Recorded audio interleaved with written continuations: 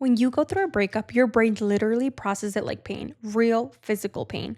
A 2011 study from Columbia University used brain scans and found that during heartbreak, the same regions of your brain light up as when you're physically in pain, specifically the anterior cingulate cortex and the insula. So, what's the anterior cingulate cortex? It's a part in the middle of your brain that helps you feel emotional and physical pain. It's like your brain's ouch center. It lights up when something hurts, whether it's your body or your feelings. The insula, it's a part deeper inside of your brain near your temples. It helps you notice things like your heartbeat, your stomach, feeling strong emotions like sadness or anxiety. So when you go through a breakup, these parts of your brain light up just like they would if you got hurt physically. That's why heartbreak actually hurts. And you want to know what's crazy? These parts also activate when you're looking at a photo of your ex. So, yeah, that chest tightening, can't breathe kind of heartbreak, it's real. It's not just in your head. Your brain thinks you're actually injured. A recent 2021 study showed that your brain reacts to heartbreak in the same way it reacts to drug withdrawal. The reward system in your brain, specifically the nucleus accumbens, gets triggered just like it would if you're craving cocaine or alcohol. Okay, so what's the nucleus accumbens? The nucleus accumbens is a small part deep inside your brain that controls feelings of reward, pleasure, and motivation. It's basically your brain's I want it center. When you eat your favorite food or get a compliment or fall in love, these parts light up and it gives you a happy, excited feeling. It releases chemicals like dopamine, which make you feel good and want more of whatever caused it. But after a breakup, these same parts get activated, like it's missing a drug. That's why you might feel obsessed with your ex or crave attention. Your brain is literally going through withdrawal from the emotional high. That's why you can feel addicted to someone, obsess over them, or even feel withdrawals when they're gone. Heartbreak is literally a chemical crash. Intense talk, raw moments, real voices, unforgettable stories.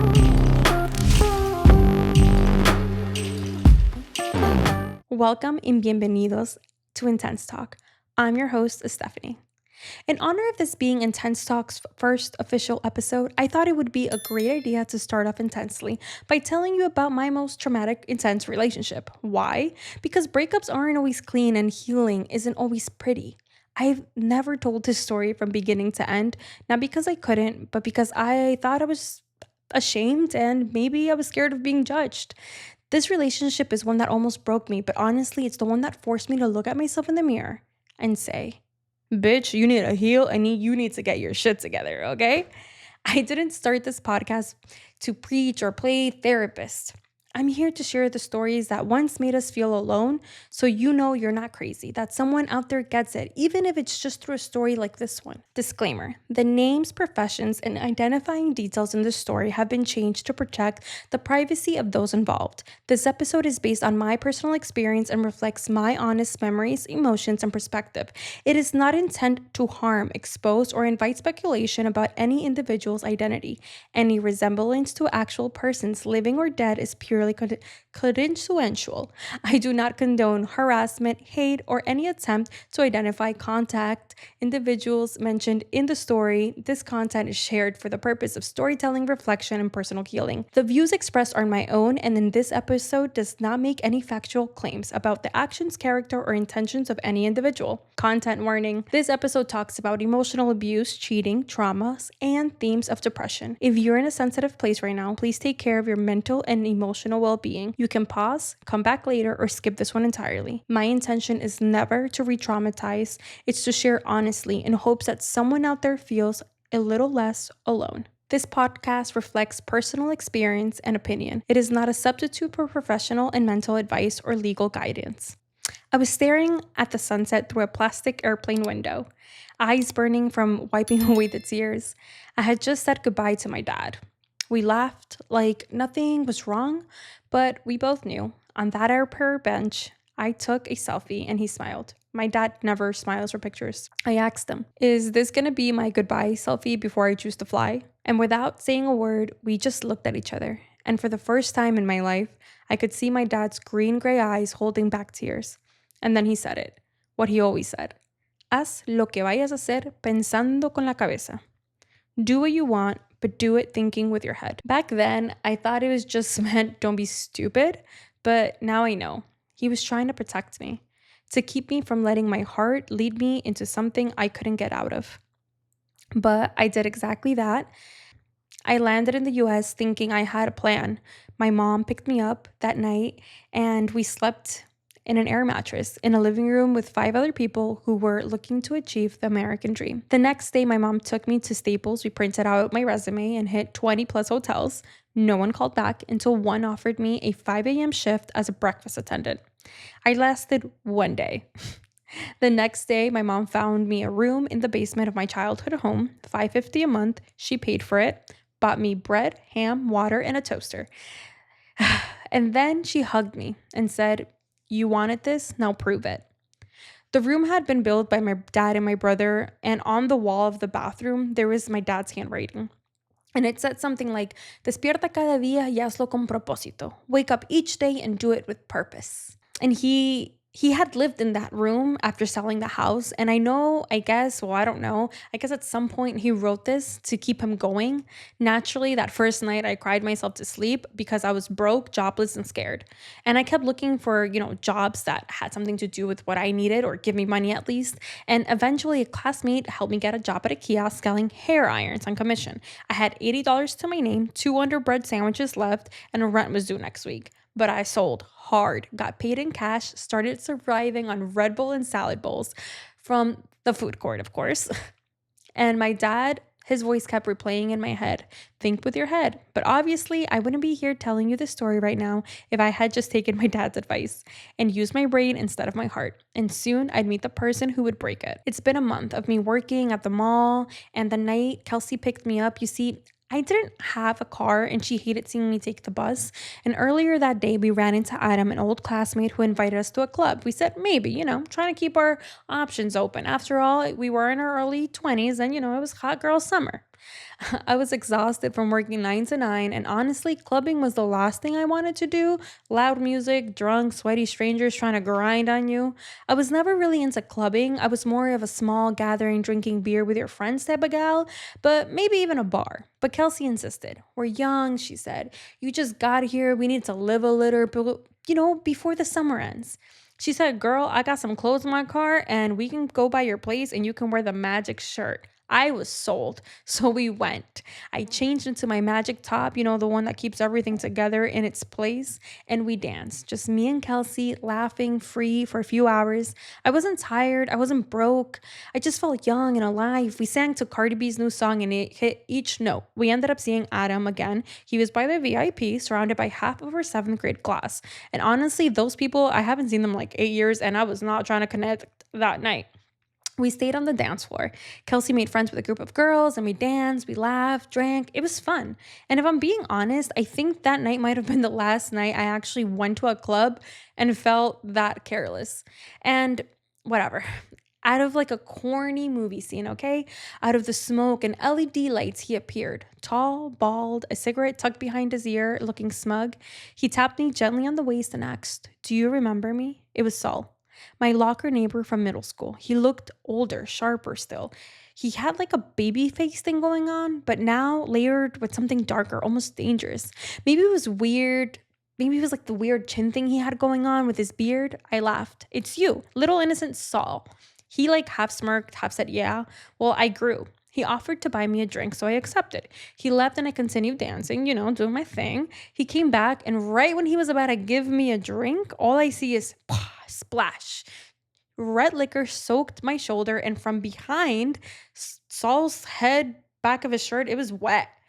And it was another girl from also our middle school who was drunk, angry, and holding an empty glass. This bitch really just spilled her drink and didn't even say sorry. She grabbed his arm, yelling, "Dance with me." And Kelsey and I just looked at each other and were like, yeah, no. We turned around literally in sync. But from the distance, I saw them. They were like arguing. You could see her hands flying. He was trying to like motion to her, like to shush her. I kept dancing. I didn't want to care. 5 songs later, he came back and he was like, "She had too much to drink. Sorry." I was like, "No need to apologize, but if you came here with her, maybe you should go take care of your friend. I'm not here for the drama." And he gave me that smug little look and said, I came alone and I told her she was drunk and that she should go home. Alcohol makes her a little crazy. And for those who can't see me, he literally twirled his finger around his ear and was like trying to be funny. You know what I mean? And I swear I looked this man dead in the eye and I was like, women aren't crazy. It's usually boys playing games that make them feel that way. He really said, well, I'm here with you now. Like, bro, what? I was just like, I'm not here with you. And unlike your friend, I'm not into little boy games. I came here to have a good time and I didn't even want to come. He said, I'm not trying to make you play any games. I kept that sticker you put on my locker in the seventh grade. I always thought you were beautiful. And I know that now you're back. So when I get home, I'm telling my moms about you. Just to give you a reference, he was saying this with like that fuckboy, like accent, which honestly sells the charm of the BS that he was trying to sell me. And I could feel her eyes burning into my skin from across the club. Sis, who had just dropped her drink on my magic shirt, was staring hard. But honestly, I was irritated and I felt like just being a tad petty. And after all, she didn't even say my bad. And okay, I exaggerated a little bit, all right? So when he was talking to me, I smiled harder. And maybe I took it too far because I don't even know why I gave him my number. Maybe I was bored. Maybe I wanted to feel wanted. Maybe I should have just walked away because red flag, right? No. After that, we texted nonstop for like 3 days and I was entertained. Like he's texting me on this could be a thing, or maybe I should stop, but it's like my life started orbiting around him. It wasn't even about wanting something from him. I just felt addicted. I didn't even know what was going on because I didn't want a relationship. I've been single for the past 3 years and boyfriends were just overrated at this point in my head. And I knew that if I had a boyfriend at the time, it was going to distract me from my goal. And that goal did not include a boyfriend. The basement I was living in wasn't just rough, it was unlivable. It smelled like piss and, well, to be more clear, pitball piss. 4 of them were living upstairs, and the stench leaked through the ceiling. The air was thick, the ceiling was stained, my mattress sat directly on the floor, covered in borrowed sheets from the nanny who I know felt bad for me. And every night, the landlord would get drunk and scream karaoke through the walls.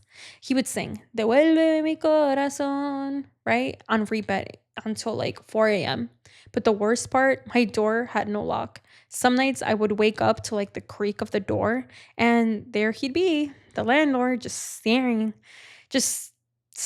standing there, not walking in, not just watching. And I started asking Kelsey to sleep over, and maybe I would have just lied, like, girls, come sleep over just for fun. But really, I was scared and I was exhausted. I was working long hours trying to survive, smiling through the day, terrified through the night.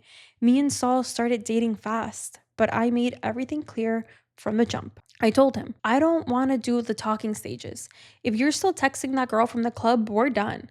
I don't kiss just to see where things are going to go. If you want to be with me, you have to be direct. So that same day, he texted her right in front of me. He showed me the message. I'm exclusive for the stuff. We're seeing where this goes. Don't text me anymore. And right above it, I saw her text. I heard you were going out with that bitch Steph. Yeah, I saw it and I still gave him a shot. He said he never met a girl like me, that I had values, that I was grounded perfectly, that I was a girl that you took home to your mom.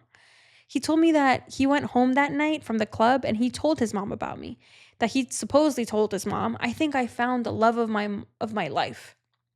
He noticed everything, the way I wear my hair, my nails, my mascara. He made me feel like he really saw me. And I remember the first time that we met up, it was for coffee and Kelsey dropped me off in case he gave me the creep vibes. But after that, we just went on a drive, music playing, windows down, laughing the whole time. It felt easy. A couple weeks later, he asked me to be his girlfriend. That night, we went to a rooftop bar and he bought me a rose and we had our first kiss. It really felt like something out of a movie. But that same night, me and Kelsey got into our first argument. Okay, so apparently he told her that he didn't believe in God, and she came to me, like straight to me, and said, how could you date someone who doesn't believe in God? Honestly, I thought that she was just drunk, so I just try to like brush it off. But looking back, I think maybe that was like a sign. And just like that, our relationship began and my friendship with Kelsey started to drift apart. One day, Saul said he had a surprise for me, and I told him, okay. He said, dress cute but comfy. I just said, okay. He picked me up that afternoon. The whole drive was quiet, but he was smiling like he was proud of something. He told me to close my eyes. We pulled up into a building I didn't recognize, and when I opened them, we were standing in there. in front of a clean red apartment door. And I'll never forget the feeling because I wasn't sure, but I kind of knew. He held out a set of keys and a signed lease and he said, "This is your new place," he said. I froze. "I can't afford this. How much are you paying now?" he said. I said, "$550." He's like, "Then pay that," he said. "Well, we'll cut back on takeout. I just want you to be safe." And then he looked at me in the eyes and said, "You're a queen, and no girl of mine should be living like that." Honestly, it felt like the answer to everything, like love, security, like I was finally being cared for. But now I look back, that wasn't love. That was the hook. And just like that, I accepted and I moved in. It was Halloween when I moved in. I packed up my things and I left the basement for good. My cousins gave me a bed frame. We went to IKEA with Saul and we bought a couch, a TV, and an Xbox. We split those 50-50. The bed was mine. I felt like it was a fresh start, a new chapter, something that I could build, something that was mine. I told my mom the news, and obviously she wasn't happy about it, but I told her about my new boyfriend, Saul, that he had helped me sign a lease, but we were definitely not living together. He was just helping, that's all. He told me to keep paying what I paid in the basement, $550, and that he'd cover the rest. But I never actually know how much the rent was. He handled everything. And in a way that made me feel safe, but it also made me feel trapped. Then Saul brought over his work uniform, a toothbrush, some socks, a hoodie, and little by little, without ever saying anything, he was running the apartment. He was the man of the apartment. We didn't live together, but he was always there, leaving clothes, playing Xbox, bringing his friends over when I was at work, crashing for days at a time. And even though he didn't live there and he lived at home, I was still expected to cook for him, to clean up after him and his friends, and they had those gatherings, to act like a wife in an apartment that was supposed to be mine. He wanted me to be available. He'd ask me to call off work just to spend time with him. No reason, no emergency. And just because, he wanted me around. And I did it. He'd say jump, and I asked how high. I didn't even realize it was happening, how I was shrinking myself, rearranging my life just to keep the peace, just to keep him close. He'd say he'd pick me up from work and then ghost me, not just for a few hours, sometimes for the night or a whole day. No texts, no calls, or just be short. Saying things like, "I fell asleep" for 15 hours straight. And then he'd come back like nothing happened. Like I was supposed to be, I don't know, waiting. And when I asked what was going on, it was always like he would say to me, "You're doing too much," or "It's always something with you." One night he said he was, we were just going to hang out, just the two of us. And, that's what he told me. But then he invited his friends, and obviously I was annoyed. And then he flirted with the waiter right in front of me. And when it happened, I just felt like confused. Like, is he really doing this in my face? And I brought it up calmly. And he looked at me and said, "It's always something with you. You're always making shit up." Another night, I heard him on the phone with his best friend, and his friend asked, "How are things going with this stuff?" And Saul laughed and said, "She's wifey material, bro, but she won't shut the fuck up." I heard everything, and I said nothing. I just cried. And I held on to the part where he called me his wifey material. I feel like this is the reflection of the hold that he had on me. He would insult me, but then build me up. I knew we were buying things for the apartment. I knew I had to protect myself because deep down I felt this gut feeling that this won't be forever, but I chose over and over not to listen to my gut. So even though I was broke, making $9.50 an hour at the hotel, I made sure that some things were mine. My paychecks came out to $550 every 2 weeks, just enough to cover my share of the rent. I'd hand over the second it cleared. No questions. Whatever was left, we went to laundry, Uber rides, and sometimes not even lunch. I didn't drive. I didn't know how. So I'd get to work early, not to be a good employee, but to sneak food from the breakfast buffet. That was my first meal of the day, and sometimes my only one.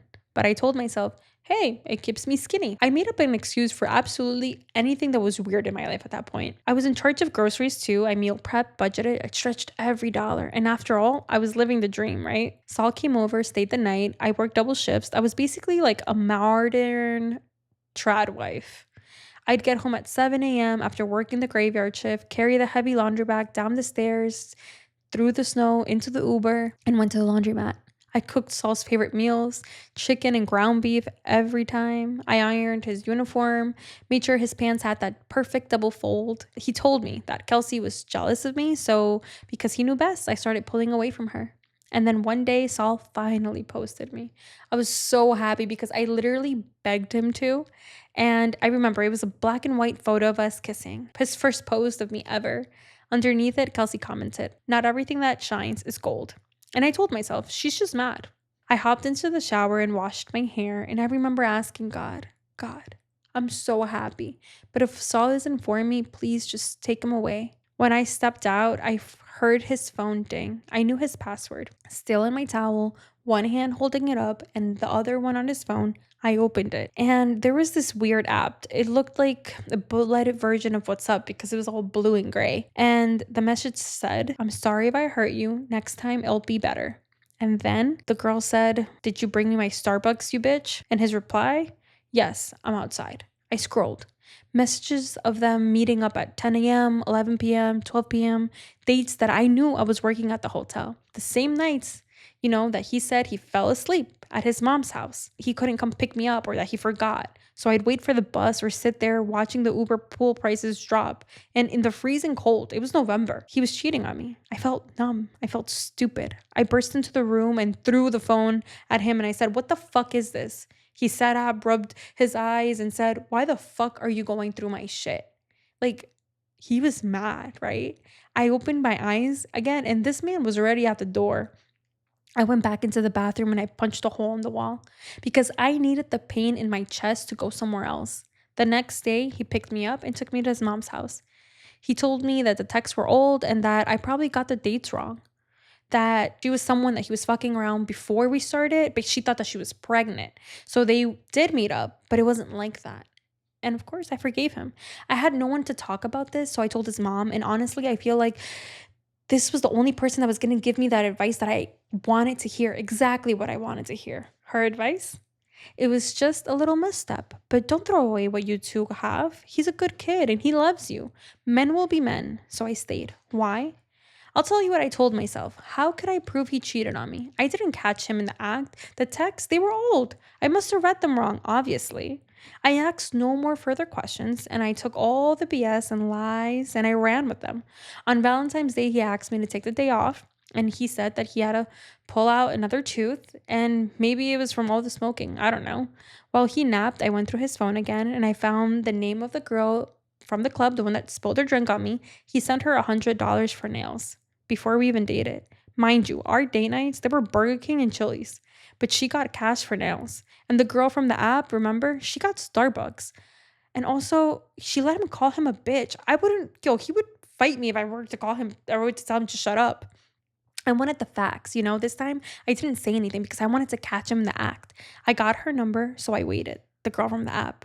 And one night when we were arguing and he was being shady, I don't even remember why or how, but I called her and she picked up. I put her on speaker and I said, "I'm Saul's girlfriend. Did you know about me?" And he was white as a ghost. And I started heading to the doors because he was trying to leave. And then it turns out that she had a boyfriend and I found her on Facebook, but Saul never said anything. I just left it at that. I don't remember what happened next. But not because I was stupid, but because how could I prove it, right? In March, we were at his mom's house, and I couldn't shake the feeling that he was lying to me again. I felt it in my gut. He said he was out with the boys the night before, so I waited. I waited for him to fall asleep, and I checked the group chat between him and Demis and Adam, and I saw Demis say, "Bro, you should hit that." And Saul's reply, "She doesn't want this." He didn't say, "Oh, I'm taken. I have a girlfriend. We kind of don't live together. She's wifey material." But you know what hurt me more? Demis knew me. He'd been at my apartment. He'd talk shit about girls who smoked cigarettes and drank. And the worst part is that the next texts were from Adam. "Bro, where are you? Did you leave her? Did you go to drop her off?" I woke up Saul and I asked him, "What the fuck is this?" He snatched the phone out of my hand and said, "Get the fuck out." It was 3 a.m. I just looked at him. He said, "You shouldn't be going through my shit. I told you already." I cried and I packed my things and I left. I was scared. But at the same time, I thought it would be for good. But I was confused to why he was more mad than me. Why wasn't he texting me, "I'm sorry"? And I started to convince myself it was my fault. I should have gone through his phone. He told me I wasn't allowed to go through his shit. And I called him. I called him over and over. I called 23 times before he finally picked up. He was at work at this point. And I told him, "I can't do this anymore. I think this relationship is taking a mental toll on me. And you always confuse me. It's like you adore me, but you hate me at the same time." He said, give me 12 days.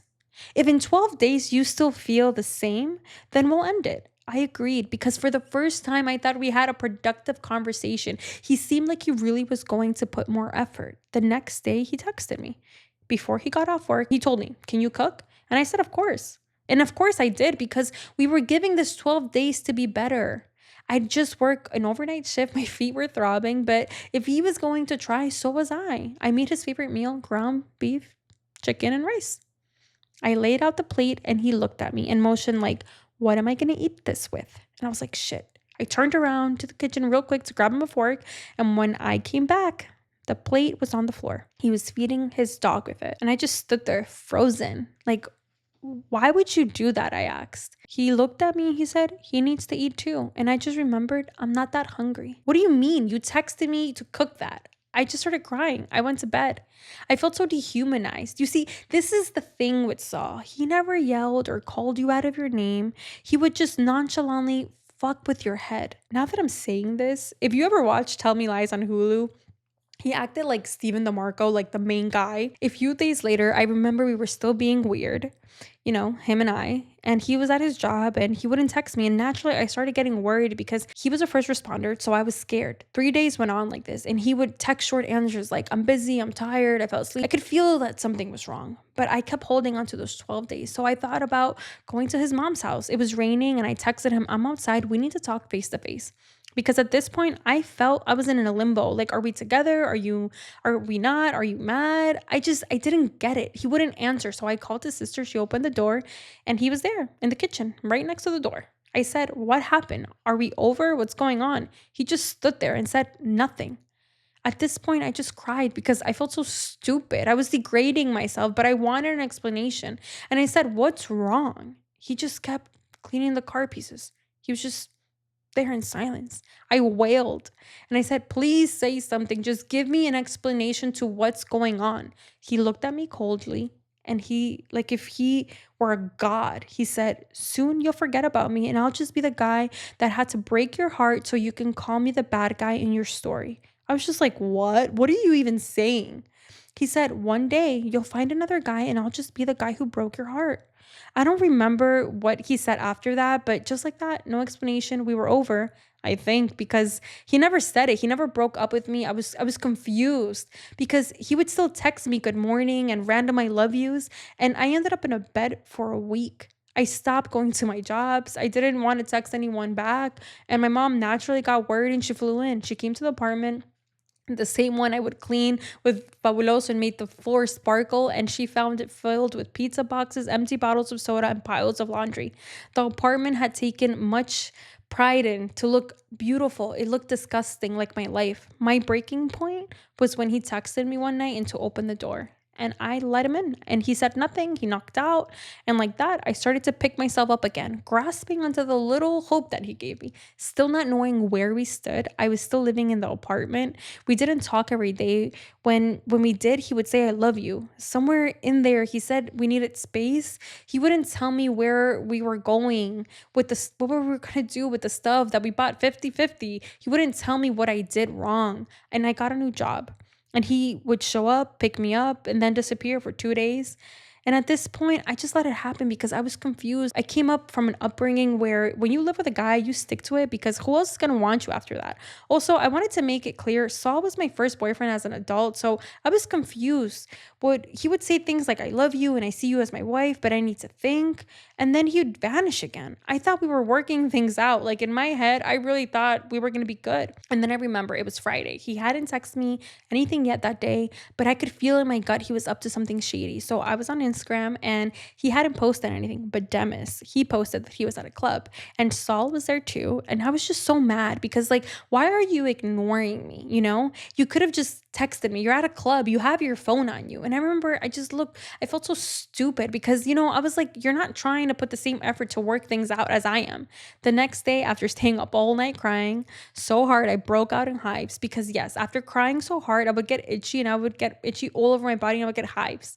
I went to CVS and bought NyQuil so I could sleep. It was 3:00 in the afternoon. When I woke up, I said, okay, I need help. So I called Kelsey, who I hadn't spoken in 6 months, and I said, he cheated on me and I just slept for 12 hours. She stayed quiet and said, "Well, I told you so. I don't know what you want me to tell you." I said, "I need a friend. Please help me." She came over the next day, drove me to Home Depot, and we started packing. I couldn't do it anymore. I just broke down in tears. I told Kelsey, "I can't do this. Let's go drink." So we did. We went to a bar and got pissed drunk. Well, I got pissed drunk. I've only gotten blackout drunk twice in my whole life, and this was the second time. The next morning, Saul's best friend, who honestly, he was an angel throughout our whole relationship. He stopped by. He was always kind and respectful. Whenever he would spend the night at the apartment, he always folded his sheets. That just tells you the type of person that he was. He was close to Kelsey, and I guess they had been texting, and he came over to the apartment and bought us breakfast. When he walked in, he saw the boxes. He just looked at me, and I could see he felt sorry for me. And I asked him, "What did I do? What did I do wrong? Just tell me. Is it someone else? Did he find another girl? Like, what happened? Did he tell you anything?" He said, "Don't ask me to tell you anything, but look at me when I say this. As a brother, as a man, just leave. You need to stop." I felt that. For the first time in 6 months, someone had finally told me what I've been feeling in my gut. I needed to leave Saul. I went to my brother's house and I told my sister in law everything that happened. She held me while I cried, and I told her I needed to leave because if I stayed, I knew I wouldn't be able to go not back to him. I felt addicted to him. I knew he had this power over me where if I'd see him in person, I would be sucked right back into his world. She said she would ask my brother to lend me money so I could buy a flight to Ecuador. And that's what I did. I bought a one-way ticket. I called my dad, who I didn't speak to in weeks at this point, and said, "I bought a flight. Can I come home?" He said, "Why? What happened?" I told him we broke up. And he said, "Well, this is your home. It's not like I can tell you you can't come." So that was that. My plane landed and my dad was there to pick me up. Before we got out of the parking lot, he looked at me and he said, "So what happened?" I said, "I looked through his phone." And before I could finish, my dad looked at me and he said, "Well, when you go looking for stuff, you're gonna find stuff." I took those words and I thought to myself, well, yeah, he's right. It's my fault. You see, this part broke me because it just shows you how I grew up, how my dad grew up, how we grew up. Like, I was thinking in that moment, it's my fault for finding out that I got cheated on because I went looking for it. You know what I mean? Anyway, I was in Ecuador at this point. I dyed my hair, got bangs. I dyed my hair red. I felt like I was being a stronger. I thought maybe this is how it ends. I started hanging out with friends again. But then after a post on Instagram, Saul texted me again. First, it was a paragraph, and it would be like, "I'm sorry, I love you. I had enough time to reflect. I think it was just my job that was making me feel overwhelmed." And I feel like he knew I was doing good without him, but he just had to suck me back in. And I let him. But this time, he told me that we were going to move into his mom's basement and that we were going to get engaged. He would call and talk about how he was going to propose with his first responder friends to use a cake, and he will use all the funny pictures that he took of me. And I remember I used to joke and said, "If you did that, I would actually say no." But eventually I caved and I bought my one-way ticket back home. He promised that he would try to pick me up, but he didn't. So I went to my mom's apartment. His excuse that he had a feeling for someone at work. The next day, he picked me up, took me to the movies to see the sunset, just like our first date. And again, he promised he'd fix things. Then we went to the apartment. It looked like a fraud house. While I was in Ecuador, I had my family pick up my stuff. I left him the TV, the Xbox. And even though we paid half, there it was. And in the living room, there was an air mattress that used to be our living room. It was filled with empty Corona pizza boxes everywhere. It was disgusting. He showed me the letters that I once wrote him that he kept in the kitchen, another one in his wallet, another one in his car. So of course I fell, and I fell hard. We stopped to see his parents. His mom hugged me so tight and told me that she was so happy that we could work out things again.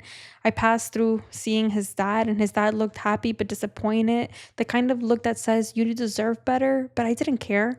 I went home that night, and it was like he disappeared again. He wouldn't text me back. I got an overbearing feeling, the kind that where your body just moves without thinking. I looked for the apartment key. I knew my mom had a copy somewhere. I had found it, and it was in the pantry. Easy find. I got into an Uber and I went to the apartment. When I got to the building, I saw the mailbox. It still had my name on it. So, anyway, I walked up the stairs, I opened the door, and there he was on the air mattress, holding her in her arms. She was pale skinned, someone I've never seen before, and she was wearing a t shirt I worn a million times before.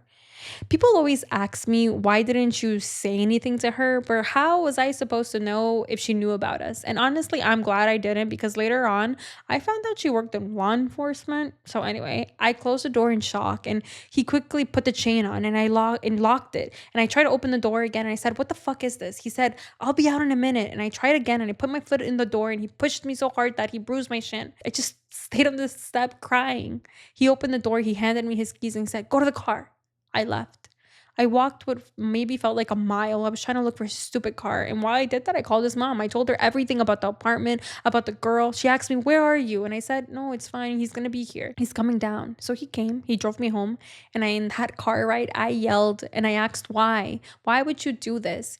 He would just keep repeating, "She's nothing. She's just a one night stand. I was drunk." And I asked him, "Do you love me?" And he said, "Yes." I was like, "So then why would you do this?" For the first time, I thought he was being sincere because he was crying. He was like, "I was drunk. I'm sorry. I'm really sorry." He said he would understand if I never forgave him, if I hated him, that he wouldn't be mad, but that he loved me and that he knew that he didn't deserve me. I blocked Saul's number. A month later, I was settling into my new life, into my mom's apartment. I wasn't even sleeping in my own room because I was so scared to sleep alone. Every night, I had the same dream. Me and Saul were somewhere, and suddenly I couldn't find him. I wake up in full blown panic attacks and sweats, cold sweats. I was never really close to my mom, but it brought us close. My mom wasn't teary eyed or gentle with me. She was mad. And she walked into the room and looked at me and said, "You need to get a job. You can't just lay here all day." So she took me and forced me to apply. And that's how I ended up getting a really good job, a full time in my field job as an office manager. It actually gave me some structure again. And Saul, he would still message me on WhatsApp or he'd call, or sometimes we'd meet outside of my new job, talk in his car. But I knew it had to stop. It wasn't going anywhere. I knew it wasn't. One day, I remember I opened Instagram and there she was, the girl I saw in bed with him. Demis had posted a story at the club and it was quick. I replayed it a couple times, but it was her, the same girl he said was nothing. I investigated more and saw that a couple more people were there, the same people that came to my apartment that knew me, that all hung out with me. And it's not like they were kissing in the picture or even in the same picture, but I knew that Saul was there and that she was there. But still, I broke down in my mom's arms that night and I cried like a baby. And for the first time, I told her everything, all of it. She held me and she said, "I'm sorry. I don't know what to tell you. I've never been through something like this. Your dad was my first boyfriend." She didn't have the words, but she stayed. And I promised myself I'm done. No more contact for real this time. Then one day I walked out of work and there he was, Saul, sitting in his car with his dog. He leaned over and he kissed me like nothing had happened. And I let him. Why? Maybe because I could win him back. Maybe he was here because he realized that he lost me, the wifey material. And she meant nothing. We went for a drive. We laughed. He let me in his car. I crashed the bumper. He didn't get mad and for context, he loved his car and it was new. Okay. And he didn't get mad. So that was like a big deal. Everything felt so stupid and surreal. He told me that he saw that I was doing good and he congratulated me on my new job. He said I looked happier. He told me that he loved me. And, I didn't bring her up, because why would I? Later that night, we ended up at the apartment. I know you must think I'm stupid, but I promised I was going to be honest. And between coronas and dumb conversations, it was time. I needed to head out. He looked at me and said, "I can't give you a ride back." The charm was off. It was gray again. Tears just rolled down my face. He said, "Get the Uber. You should leave." His face had already changed. It was cold. It's like he was nonchalant again. His eyes were black. And for the first time since I met Saul, I cried silently without making a sound. I cried a lot around Saul, but it was always to the point I couldn't breathe. But this time, I cried only 2 tears, and I don't think he even noticed. I wiped them and I said, "Yeah, I'll get the Uber." I grabbed the gallon of water that was right there and I drank it, hoping each sip would help me muster the courage to walk out of there and never come back. He looked at me and said, "She can't ever find out about us, right?" I said, "What?" I was so fucking confused at this point because what are you talking about? And I knew he was talking about her, but I was like, what are you saying? He's like, she's my girlfriend now. I asked him, then why are you doing this? He said, because with her, it's just easy. And with you, everything's too much. You're too much. I kept drinking water, and each sip, I made sure that it went right through that knot in my throat, and I tilted my head up and I swallowed my tears. And then he said, I love you, but everything with you is so fucking much. I started to force laughter at this point, and I laughed harder. And then I realized was laughing for real because I couldn't breathe anymore of how hard I was laughing. Like, I actually found this shit funny as fuck. And I thought, did this motherfucker really just try to make me his fucking side piece? And in that moment, I felt relief. Like when you finally get to pee after holding it for a really long time, or when you get to the top of the stairs, I felt warm. My heart stopped racing, and I felt the Estefany coming back into my body. And for the first time, I felt that bitch, the one that would call herself out and would call you out. I felt her taking control of my body. This would be the first and last lie I would ever tell Saul. I said, sure, don't worry, I won't tell her. And then he said, so we're just gonna keep seeing each other like in secret? You've changed. You scare me. You're not the same Estefany that got on that plane. It's like he knew what I was thinking, but he needed to confirm it. So he kept talking like a salesman that was trying to sell me like an overpriced car. I just stayed quiet and I just analyzed him. He said, so what now? Are we just gonna keep meeting like this in secret? I got up and I ordered an Uber and I said, babe, this stops when I want it to stop. And right now, we're just having a good time. I was hot. I couldn't fucking believe I just said that to him. I felt like such a badass. Like I fucking took control back. I saw Saul's eyes and he looked confused on how calm and nonchalant I looked. He looked scared. I leaned in slowly like a snake does before she's piercing her sharp fangs into his skin, and I kissed him goodbye. Why? Because why not? This man had gaslit me, lied to me, cheated on me. And this was my way of catching him off guard. Even if it was just for a second, I wanted him to know how I felt, confused. He smiled and said, text me when you get home, safe. I love you. I walked down the steps and finally closed the red door behind me. I got into the Uber and I promised myself I would never again let this man look me in the eyes. This was my closure. The kiss, it was my way of sealing them poetically this last year of what felt like a fever dream. I blocked him from everything for real this time. A couple months later, I got home and I saw junk mail from him at my mom's house. He had been there. He had left something. Then I saw it, an unsent WhatsApp text message from the number I knew was him because it had his profile pic. It was his stupid car. That same day, I double checked and changed everything on my mailing addresses. On everything, I changed my phone number, closed my social media accounts, and I went to Barnes and Nobles and I went straight to the self-help aisle. I bought 3 books and a journal. The book that changed my life, Why Do Men Love Bitches? That book taught me how to date again, how to save, how to heal. I spent hours on YouTube watching videos about finding yourself after a breakup. And one day I saw a video on Instagram that said, how to ask God for a partner. That's when I knew what my journal was for. I started writing letters daily to my future husband, and on my wedding day, I handed him the journal. Letters about how I prayed for him, how it reunited us, and how God brought us together. For closure, because I know y'all are nosy, the girl I saw him with, he married her. And the proposal, yeah, it was with his first responder buddies. And the photos, just like he said he would. At the end, we both got what we needed. He found someone who he felt life was easy with.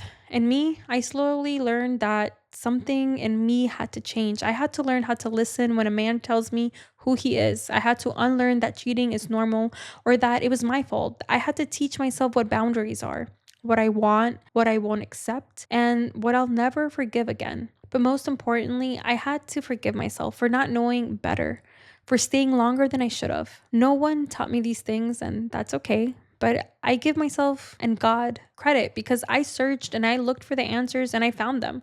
I read, I listened, and I cried, and I changed. I'm not perfect, but I know damn well I will never stay in a relationship that doesn't serve me because I would never treat someone I love any less than what I ask for in return. If you've made it this far, thank you. This wasn't just a story. This was my most intense breakup. Looking back now, I understand I was in a relationship with someone who showed clear signs of emotional abuse. And I just want to be clear here, emotional abuse is still abuse. I didn't leave the first time or the second or the fifth because it takes an average of 7 times to leave a toxic relationship. And that's not weakness. So if you're still in it, or if you went back, or you're blaming yourself for how long you stayed, please hear me when I say this. There is no shame in that. We leave when we're ready, when denial fades, when the fear breaks, when you finally see it for what it is, not what you hoped it could be. It took me time, it took me pain, and it took me breaking my own heart over and over again before I could finally say, this is not love. So please don't let anyone shame you for how long it took you to leave or to heal. Healing doesn't follow a schedule. Okay, so I know now you're probably have a lot of questions or what the fuck did I just hear and why would she share this on the internet? And why did the things that I did? So let me start with the easy one. Why am I choosing to share something so vulnerable on the internet? Because I think if I had heard or if someone would have just put a name on what I was going through, I think I would have been able to snap out of it or even think twice about the decisions I was making. I didn't know at the time I was in an emotional abusive relationship. I didn't understand he was gaslighting me. I knew it wasn't normal, but I didn't think it was abusive because he wasn't physically hurting me or calling me out of my name. Why did you keep going back to him? Well, because why wouldn't I?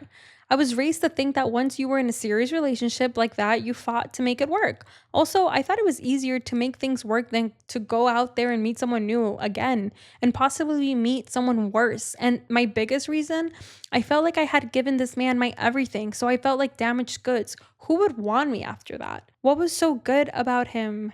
Nothing, obviously, but in the moment I didn't look like that to me, you know? Our relationship, I thought I was in love. I thought that it was as good as it got. I didn't think it was possible to be beyond him or to do any better. How could you be so blind? Why did you look the other way for so long? At the beginning, I felt I was doing everything right by having demands, but I think the lack of boundaries on my part made me think that turning a blind eye was okay. I also repeated what I saw from other women in my life, which was holding on to his words more than his actions and what he was actually showing me. Did I forgive him? Yes, I genuinely forgive him because at the end of the day, he's someone's child, someone's brother, and also God's child. And I'm no one to hold him up to punishment. Do I wish I didn't go through that? Yes. But I can't keep holding on to anger. I remember Saul as a really hard learning lesson, and I do truly wish him the best wherever he is in life. I hope he grew from this. I hope that his heart found the peace and found the courage to change for the better. This is all for today, and all the resources and references I used for this episode are listed in the show notes. And if there's a story you're holding on to, something that you want to share, whether it's anonymous or not, you'll find a way to send that to me there. I would be honored to be the voice behind your intense story, so don't forget, stay intense.